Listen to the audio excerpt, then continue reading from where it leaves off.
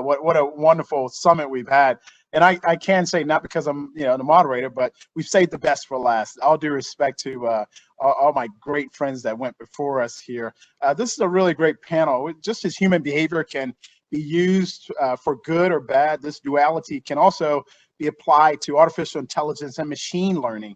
We're going to learn the difference between the two today. This panel will discuss innovative ways enterprises are using AI and ML, right, machine learning, to detect and thwart criminal activity, while discussing how cyber criminals are using both to design more sophisticated attacks. Very exciting topic here. And with that, I know you want to know who we have on our panel today. Tim, how about we start with you? Why don't you introduce yourself to everyone?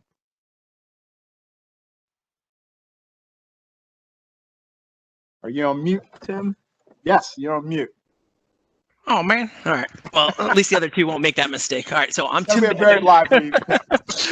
So I'm the CISO of Digital Guardian and VP of Security Managed Services. We're a data protection company that focuses on both data loss prevention and managed detection and response. So happy to be here. Thanks. Great. Elham, why don't you introduce yourself to everyone? Sure. Elham Tabassi, I'm Chief of Staff for Information Technology Laboratory at the National Institute of Standards and Technology. I also lead the NIST AI program. ITL at NIST is one of the 6 research labs, and the whole purpose of our laboratory is to cultivate trust in IT and metrology. And that's exactly what we are trying to do for artificial intelligence.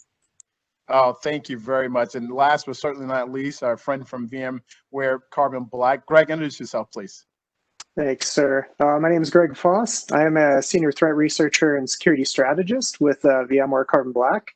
And so I'm excited to chat with everyone today and see, how we're all leveraging AI and ML in our own kind of different capacities. Thank you very much, Tim, Elham, Greg. No one is here on this broadcast today to listen to me, so I'm going to jump right into it to make sure you guys get enough time to give some great answers here. Before we go into the good, the bad, and the ugly aspects of AI and machine learning for cybersecurity, let's start with this. And Tim, maybe you can start us off here. What's the difference between AI and machine learning, as the two can often be confused? Yeah, that's a great question. Let's start out with the definition. So artificial intelligence is really, a computer software that engages in human-like activity. So, including learning, planning, problem solving, and machine learning is really a subset of that. It's a specific type of artificial intelligence. It has the goal of, giving a computing device access to some sort of store of data and allowing to learn from it. Machine learning can do more with data, looking for trends of a specific task, a pattern, anomalies. So that's how I would kind of differentiate those two. So machine learning is really just a subset of AI. Elham, Greg, certainly don't want to leave you out if you want to add to that in any way. That was a great response. So machine learning is a subset of the AI that try to learn from the data to do classifications or regression. And the major advancement in machine learning these past years was on deep learning. That was a type of machine learning, and that has resulted in advancement, particularly in pattern recognition and image understanding. Oh, really appreciate that. So let's start here with the good. To all of you, how are organizations leveraging AI and machine learning capabilities to gather insights that help them deliver better services and products to their customers and business partners? Tell you what, Greg, we've heard from Tim and Elham already. You want to start off there? Let's start with the good. How are organizations leveraging AI and machine learning?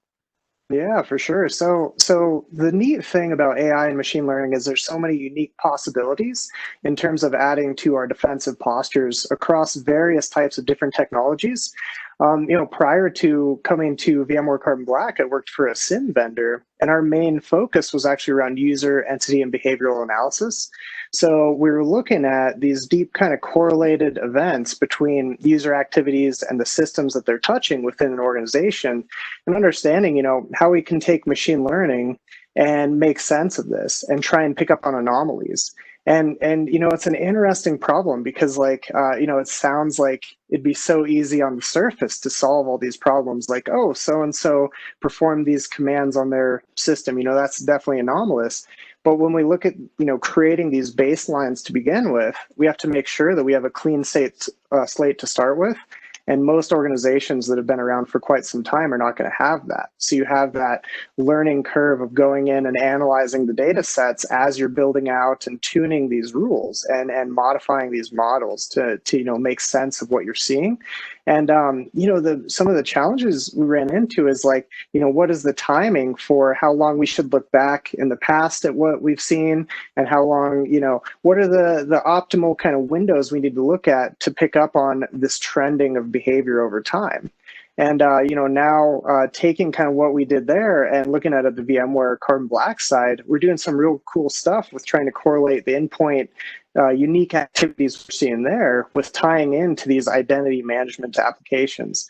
So, looking at all of these different kind of correlated events make it very interesting for us to really dive into. And so, right now, I think all of us are really just kind of scratching the surface in terms of what the possibilities are in terms of defense for AI and ML, but definitely interested in hearing what the other panelists are looking into in this regard. I went to apologize to the audience as well as you guys. I grew up in rural South Carolina, went to Gethsemane Baptist Church. So I may have some hallelujah moments as you're talking. These are just great points. So forgive me if you hear that. That's really great point, which really were. So I really appreciate it. Tim, how about you? Talk to us about the good. Yeah, Greg had a cool response there, but I guess if we think about it from a business perspective, there's three, I think, important business needs that are being solved. So it's automating business processes, gaining insight through data analysis. So from a cybersecurity perspective, looking for outliers, trends, user behavior analytics, and also engaging with customers and employees. And the way that AI is solving a lot of those problems is through a variety of different methods, right? Preventing outages, right? So using anomaly detection if there's some sort of pattern that might, likely disrupt your business, or, increasing your manufacturing output and efficiency, or even improving customer service, using virtual assistant programs. I don't know if you guys remember, Clippy from Microsoft Word from, many moons ago, but that was a form of artificial intelligence, right, back in the day. So there's a variety of different use cases that that businesses are using today to solve, critical needs. Elham? Great responses. So I'll just add that there's no shortage of promises when it comes to AI. Some say that it will solve all the problem, and then again, depend on the link you click on or the article you click, there are warnings that it will bring about the end of the world as we know it. And the truth is somewhere in between. And our AI program at NIST is focusing on trustworthy AI, what constitutes trustworthiness, what are the technical requirements for that, what are the building blocks for trustworthy AI, how to define them, how to measure them. As for organizations' use of AI, really depending on the organization or institute missions, AI can help in different ways. Cost-focused, performance-driven automation can improve efficiencies. Bottom line is that AI is a powerful tool that should be in every entity's toolbox. It can change a lot of things over the next couple of decades. It's going to be important to think about that as a key ingredient in whatever you build, whomever you serve, and however you manage your operations. Well, so Elham, I'm going to stick with you here as we look to the next question here in terms of, okay, that was the good that all of you gave us, answers to. Well, now let's talk about, what are the ways AI and machine learning are being used to, and you touched on it a bit, but maybe go into it a little bit more to help organizations and individuals improve their security, right? And along with that, what are the challenges that come along with that? Yeah. As cybersecurity grows in volume, in sophistications, in complications, AI can help provide insight. We heard from a team that it can help with analyzing data, sifting through the noise of thousands of alerts. By reasoning, it can recognize the relationships between different threats, malicious files, suspicious IP addresses much faster. And by doing so, it can reduce the response time. Other AI technologies, such as deep learning and natural language processing, trained on data from sources such as blogs, news stories, can learn and improve its knowledge of understand cybersecurity threats and risks, and therefore enable analysts to respond to threats with greater confidence and speed. Yeah. Greg, anything to add to that? I think Elham hit the nail on the head with that one. One of the things I always just come back to is just some of the unique kind of interesting tie-ins that we've looked into with AI and ML. And one of the things I find most fascinating about this whole space is the fact that these APIs are readily available for people now. If you look at Google, they actually supply so many various kind of AIs, like tying into, what we were just talking about with natural language processing and those types of things that help you identify sentiment within a body of text that can be very useful for things like, even identifying like phishing attacks or like hostility between communication channels and stuff. So, I mean, really the possibilities are endless in terms of these applications across the board, not just security. Certainly, I'll give you a chance, my friend. Oh, thanks. Yeah, so, I mean, I think it was Black Hat 2017. As soon as you got onto the floor, I mean, everywhere you looked was the term AI or machine learning. So there's literally no shortage of technologies out there that are also solving, these problems. You look at, SOAR capabilities like security orchestration and automation response, the ability to kind of prioritize alerts and take automated action, antivirus solutions, data loss prevention, email filtering. I just spoke with a company just yesterday. They apply machine learning to security awareness. So training their employees, they have the ability to identify most risky users for clicking on links, which I would love to know, like who in my organization is going to open up the door, because if I think about over the last, 15 years of incidents that I've worked, I mean, I would say 80% of those cases, the entrance vector was associated with, email and phishing and spear phishing attacks. So, we think about how security can help improve that. I definitely think we're right now in that space. I'm really excited. I think we've even come a long way from the last 3 years, and I'm really looking forward to the future. I think the other question you had too was around the challenges, Kelvin, if I wasn't mistaken. From a malware detection perspective, it's not. I don't look at it as machine learning applying the same types of techniques as we can with computer vision and natural language processing. That's a little bit easier because malware evolves, it changes, right? And this means that we also need to kind of frequently retrain malware detectors in some use cases, right? So as adversaries begin to employ more advanced techniques such as polymorphism, which isn't that super complex, but impersonation, compression, evasion, tactics like obfuscation. These are all things that we need to consider as defenders and how we can kind of stay in line, in lockstep, right, with the bad guys. I think it was ATP Group 28 or Fancy Bear, whatever you want to call them. They leveraged this piece of malware that had the capability of uploading and downloading files, creating remote shells, but 99% of the code base was leveraging legitimate libraries and compilers, right? So it would appear to be benign, right, to the AI or the machine learning, algorithm that was basically, looking at that particular sample. So once again, we have to keep that in mind, right? As malware and adversaries evolve, we too need to evolve as well. So you guys have all gotten into, thank you very much for that. And you certainly got into the bad a bit, but we're going to go a bit deeper and allow you to get a bit dark here, right? In terms of the bad that can happen. Don't go too dark though, because we still got the ugly, right? Okay. You all know. So let's stick with the bad right now, right? Where can, machine learning and AI go awry, right? And how do we balance, and this is a big one for the National Cybersecurity Alliance, how do we balance collecting and analyzing all this data with consumer privacy and security considerations, right? And so how could it go awry, and how do we balance that in terms of privacy and security considerations?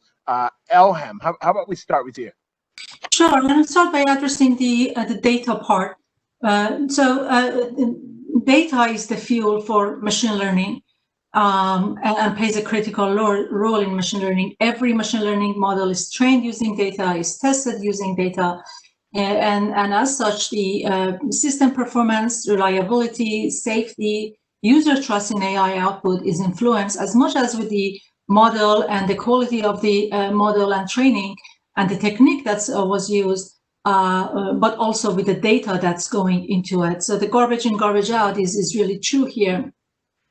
So we must have a deep understanding of how data, what data is being used, how data was collected, what's its characteristics, The whole discussions about characterizing data is a big research topic. We also need methods and metrics to detect and eliminate vulnerabilities in data. So we all have heard about data poisoning when there are adversaries are doing some certain intentional manipulations to the data to fool the AI system to, for example, recognize a panda as a raccoon, or not being recognized, not being able to recognize a stop sign because a sticky note was attached to that. We also need methods and metrics for assessing and understanding bias in data, and the same thing for the privacy. Data again is the blood and the fuel for the machine learning, and as much as attention we pay to developing good sound techniques for training these models, we have to pay attention to the data that goes into that. As for how machine learning can go bad, so there are, we talked at the very beginning of this, that there are risks to the data, to the AI, as we have heard. There are vulnerabilities, there are adversarial attacks. The issue of the bias, the safety and reliability, but also topics such as explainability. So for a lot of applications, you do need explainability and interpretability from the AI systems, particularly for financial sectors, at least for the legal compliance to, for example, Fair Credit Reporting Act. If you're replacing the human with an algorithm, then how do we know what explanation and interpretation we have for how it came up to the prediction recommendations or the classification that it came to? So I'll stop here to give other people a chance to talk. Wow. But I can see you could have kept going on. No, that's incredible. A lot of great stuff there. Greg, I don't imagine you have anything to say here, so, but I'm gonna give you a few minutes, right? I don't know how I can add on. No. So I mean, you know, Elham brought up some great points, you know, around especially the data poisoning component. I mean, that was something, you know, previous life I did penetration testing. And one of the things we always loved to do was create ruses or misuse certain parts of the environment to distract people, get their attention over there when we're doing something over here. And that's something where, you know, AI and ML is the same kind of concept, right? We're aggregating lots of data. We're, you know, having this kind of make decisions, or at least usher in the ability to make decisions for these analysts. So, you know, if attackers understand these models and understand how the data is being collected and how it might be leveraged, they can abuse these models. You know, this is something we see very prevalently now within trading. Specifically within cryptocurrency. So this is one, I think an article actually just came out today talking about this, where some attackers went in and figured out how these bots were doing automated trading across various cryptocurrency algorithms. And they figured out the catches and how to abuse these bots to get them to buy coins at this high rate and sell them at a low rate. And they basically tricked this algorithm these bots were using in order to become extremely profitable. So, I mean, and that's just one example. You know, this can be applied across various other implementations, but that one, it stuck in my mind because it's such a recent one, and it's so impactful because people just let these bots go. They're trading for them, and over time, they probably make a decent amount of money, but you get someone who understands this model, they've taken it apart, reverse engineered it, figured out how to abuse it. Now they flip the game, and now all these people check into their accounts. They have no money. They've, you know, it's all been spent by these bots automatically without them even having control over it. So it's definitely kind of a scary thing. Wait. It seems like you're getting into the ugly, man. I hope there's something like that's the bad. There's more. Oh my god. Oh no. Oh my. We got even more. Yeah, well, because that's really, really fascinating, scary stuff. I will tell you. You know, so Tim, anything to add here? I mean, look, they nailed it on the security part. This is what happens when you go third. I would just say on the privacy side, right? Every modern enterprise at some point, right, is collecting data on customers and users, and they're storing that data, they're analyzing it, they're feeding it to their AI systems. And this is how, for example, recommendation engines work. When you're scrolling through your Facebook feed or Instagram, it's all profiles. I swear my wife has spent thousands of extra dollars because of that. She sees an ad for something that she wants and she goes off and purchases that because there's a profile built on that. So I think there needs to be some accountability there, right? I mean, C-suites are they're really focused on the possibilities and benefits of AI and how they monetize on that versus the potential risks and how it affects the end users. So that's all I would say, I think, on the privacy side. That's a big part of it, though, Tim, obviously, because privacy is growing in its prominence. I think even 2 years ago, 3 years ago, we might not have been talking about it as much as we do today, which is entirely appropriate, that we do so. Okay, so that was some pretty, I'll use my teenager's term here, wicked stuff you guys talked about. Let me go to the ugly, because, how are cyber criminals, and you all touched on it a bit, especially you, Greg, talking about the Bitcoin scams and how they're doing it there. But talk to us a little bit more about, and I have a few questions here that have come through, but talk to us a little bit more about how cyber criminals are using AI and ML to design more sophisticated attacks. I know you guys probably have a wealth of examples, but maybe a few more for our audience. Greg, I kind of stopped you before because, man, you were getting down there a bit for us, but I'll pick back up for us, man. All right. So some of the really cool things we're seeing in terms of I guess cool. It's right. Interesting term for this, right?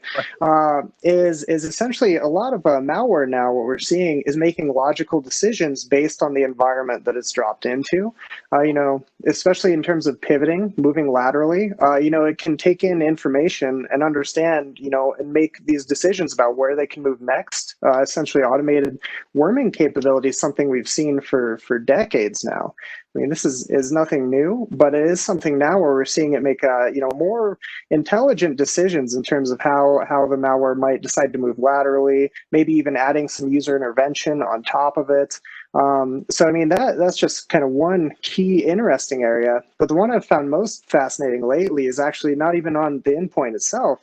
It's in regard to crime groups and some of the advancements they've made in their attack methodology as a whole. So, as we all know on this call, credential stuffing is a major issue for all organizations. And this is predominantly how a lot of these attacks take place. These credentials are surfaced from various breaches, and then they're shared among these groups and sold and all sorts of other stuff. So if you have these large subsets of credentials and you want to go test these across a bunch of websites, you're going to have to be able to bypass CAPTCHAs. And so one of the things we saw historically, I would say like a year or two ago, was people offloading the solving of CAPTCHAs to people in other countries who would just go through and you pay like $20 and that'll solve like 200,000 CAPTCHAs for you or something like that. But now these credential stuffing applications have actually added image recognition and automated CAPTCHA solutions to their toolkits. So we're seeing these crimeware groups basically creating these commercial grade credential stuffing applications that have these kind of, light AI ML sort of components baked into them. So that one I think is fascinating to me because, people, it really lowers the bar to entry to get into, leveraging some of these tools for these nefarious purposes. Because people don't necessarily have to have the skills or the time to go and perform these attacks. Now they just let the tool run with it, and it's going to go, try this on hundreds of thousands of apps and automatically solve those CAPTCHAs using image recognition. So very little cost for them to pull off these attacks as well. We're going to reconvene this group in a few years to see where we are, because I got, as we talked about before the call, I got a feeling we're going to be still talking about a few of these things. But Tim, the ugly, what do you think? Yeah, I mean, Greg brings up some great examples. Another one I can think of, back in 2014, I think it was a guy by the name of Ian Goodfellow who came out with something called this generative adversarial network. And really what that was a class of algorithms used to create some sort of synthetic data by continuously and improving the statistical model of a data distribution. What does that mean? It's like a lot of nerd talk right there. But basically, attackers are leveraging these generative adversarial networks to achieve their goals, right? They're having the ability to create command and control information to mimic normal traffic, right? The ability to identify what looks legitimate in an environment, having the ability to create false flags and divert attention. One thing that Greg mentioned was the speed of the attack, which is a huge concern from an incident response perspective, right? Are you adequately staffed and also have the detection capabilities to also respond to these attacks? I've worked cases where, they're in and out within a matter of, 30 to 40 minutes. And a lot of that has to do with, leveraging these types of techniques and capabilities, beyond just already probably being in the environment and knowing where to go. But once you start to leverage AI and machine learning, you can start to automate that task, right? Scanning the environment, looking for sensitive data and exfiltrating that data in a matter of seconds. Gone in 60 seconds, right? That should be a sequel, right? Around malware. I think that would be a great one. I would watch that one. That's an example. I don't want to take them all, so maybe I'll toss it over to Elham, and she can speak. And Elham, before you do, which I know you have some other scary examples, I'm going to remind the audience that you certainly can submit questions. We have a couple here that we're going to be going through, but Elham, I'm sorry, scare us even more here, right? I just want to pick up on the GAN that Tim mentioned, generative adversarial networks. And many of us have heard about deep fakes and deep videos. So these are all GANs are behind that. And I think it's earlier this week or maybe last week, Andrew Ney and Ian Goodfellow, they had a workshop on GAN because it's a really, really powerful tool. It allows us to do some really interesting stuff. And at the end, they had this plea that please do not use it for evil use. It's a tough thing that if they use deepfake, and recognizing and identifying deepfakes is a very difficult thing. But there are examples of face images that GANs can produce, and it looks like really like a really person, and you can't know. But going back on the security challenges and privacy challenges, a lot of good example was mentioned. I'll just wrap it up and summarize them in that security challenges include the potential for adversarial manipulations of the training data. We talk about them, the data poisoning, and a concern with the adversarial examples, which is the poison data, which is the manipulated data that can get inserted into the training time, is that they are transferable. So I can come up with adversarial examples for my model, but use them to attack other models.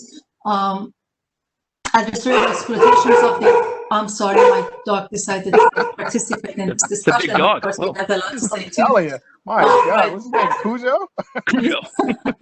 Exploitations of the model sensitivities to adversely affect the performance of the, they all affect the performance. The privacy thing, so again, the machine learning are based on the data, and sometimes the PII, the personally identified informations that are in the training data, they can be extracted from the model. So a huge privacy concern, and there are research going on for privacy preserving models to prevent that. So again, the attackers can use AI in cybersecurity to evade detections. We heard about this, to hide in locations so they cannot be found. And again, we heard about automatically adapt to countermeasures in fast speeds. So. Elham, I don't know if we should take that as your dog agreeing or disagreeing with you. But, I think he's agreeing with everything. Okay, good. Yeah, sounds like it. So, question here, and Greg, I'm gonna start with you. SOAR versus SIEM, but what are the panelists' thoughts on SOAR? And I know many of our audience members know, but for those who don't, security orchestration, automation response versus SIEM, security information and event management. Which maybe a trick question if you guys want to but the question is, which has the best results, SIM versus SOAR? Yeah. So I would say, you kind of need one to have the other, right?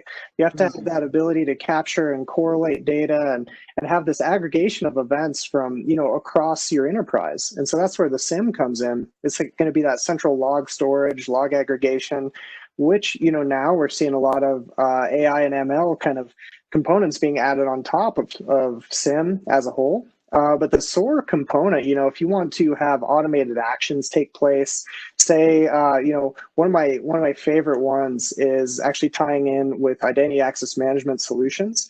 So we did a lot of things with looking at activity across the environment where, if we saw an account was being attacked, like in O365, someone, say an organization doesn't have multi-factor enabled, someone has successfully gained access to their O365 account.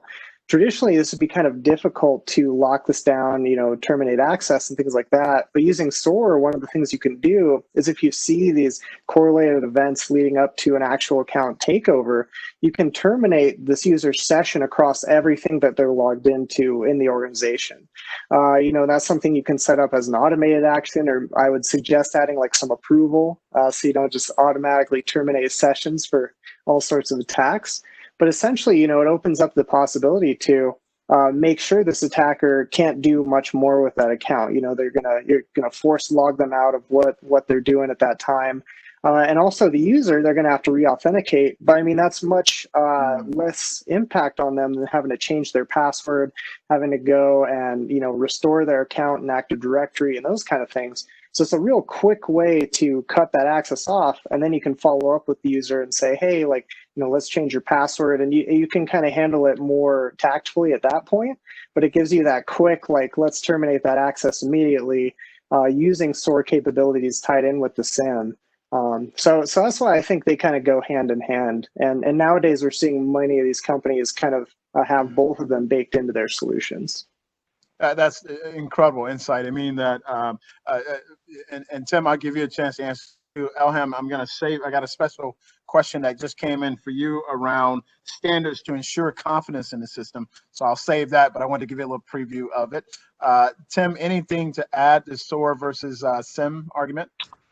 Yeah, I mean, like always, Greg steals the thunder for the entire question, so I don't have too much to add. No, look, I 100% agree with him. I think he gave a fantastic example. I also look at, cybersecurity solutions like them as also a maturity, right? Like over time, you definitely want to get a SIM in there first. You want to be able to aggregate, centralize, and have, all of your logs going to one place. And then from a maturity perspective, as you kind of evolve, then you want to start taking automated responses and kind of orchestrating all of that. So you kind of need both. I personally would start with SIM and then migrate, off to the SOAR. But the way you answer it is perfect. So I agree with what Greg said. Yeah, thanks a lot. Elham, specifically for you, what is being done to develop standards? Something you guys know a little bit about at NIST, right? What's being done to develop standards to ensure confidence in systems that use AI? Yeah, a great question. So there are a lot going on. So from coming up with the principles for trustworthy AI, OECD developed a set of principles that are national and different agencies, different associations, groups are having principles for trustworthy AI. All of these principles are very good. Human-centered, based on the democratic value for the protections of the individual's rights and privacy. And there are a lot of overlap among them. The challenge and opportunity for us, the tech community, is to get that principles and translate them into technical requirements that can be designed and implemented in machine learning and AI, and also development of the metrics and methods to test AI system based on that, and develop standards around all of them.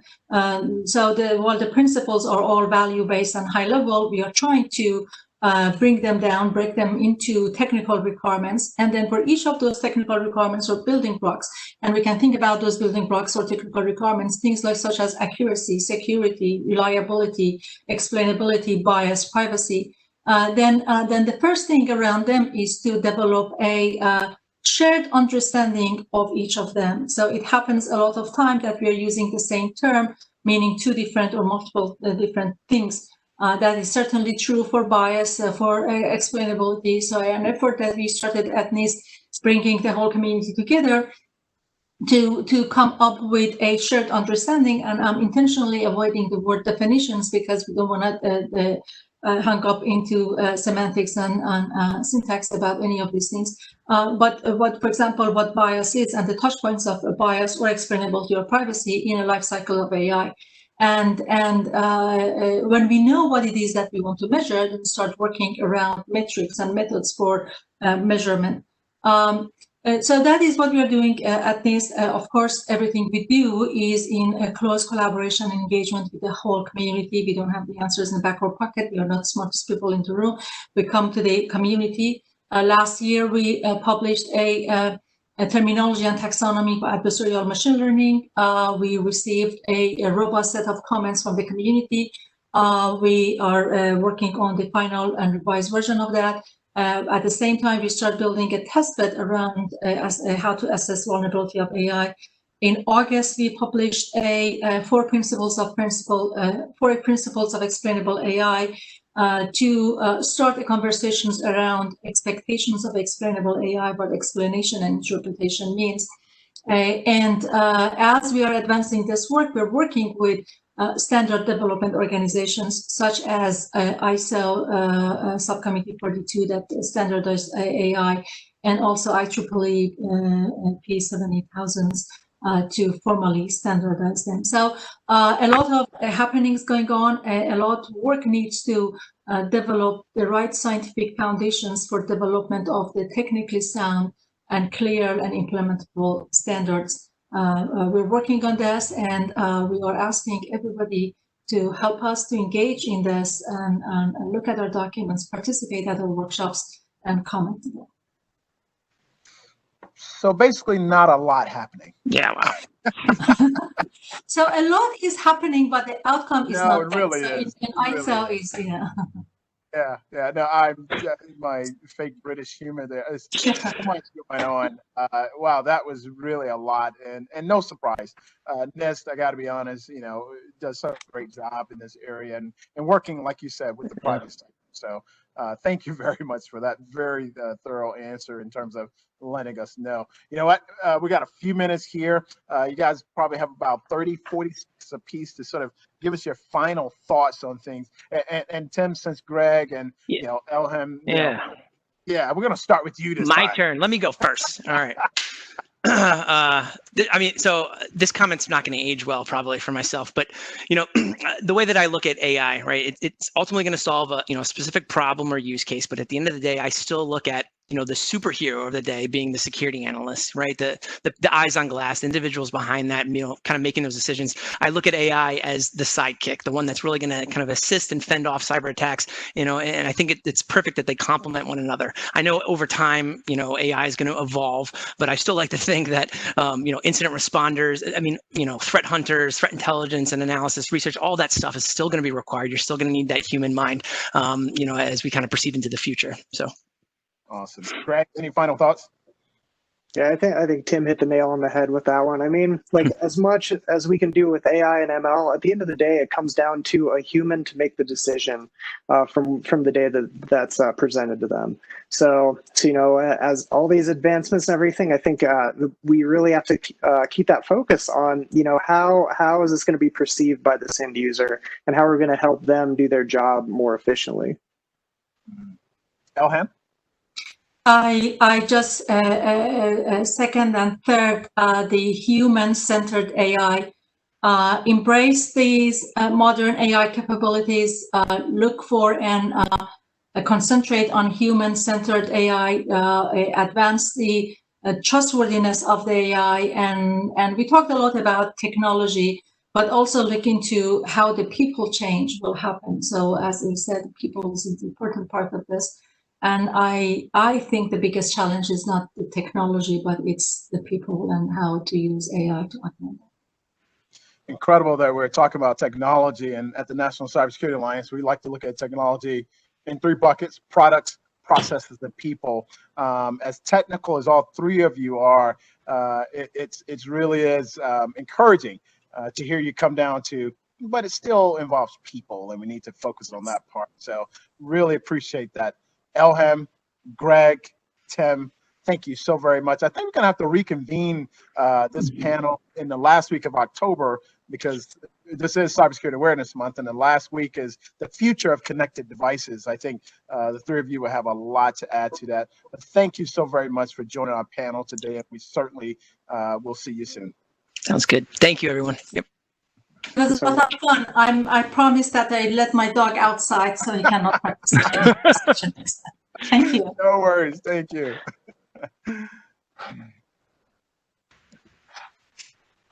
All right.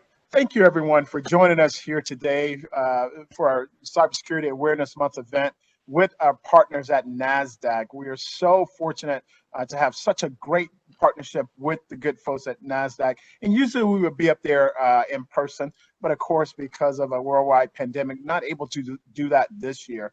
But we still want to thank our friends there at NASDAQ, and we look forward to seeing them again soon. Certainly want to thank our event sponsors, Bank of America, incredible board member, Proofpoint, another great board member, KnowBe4 and Mimecast, again, 2 board members of the National Cybersecurity Alliance, and our friends at VMware Carbon Black.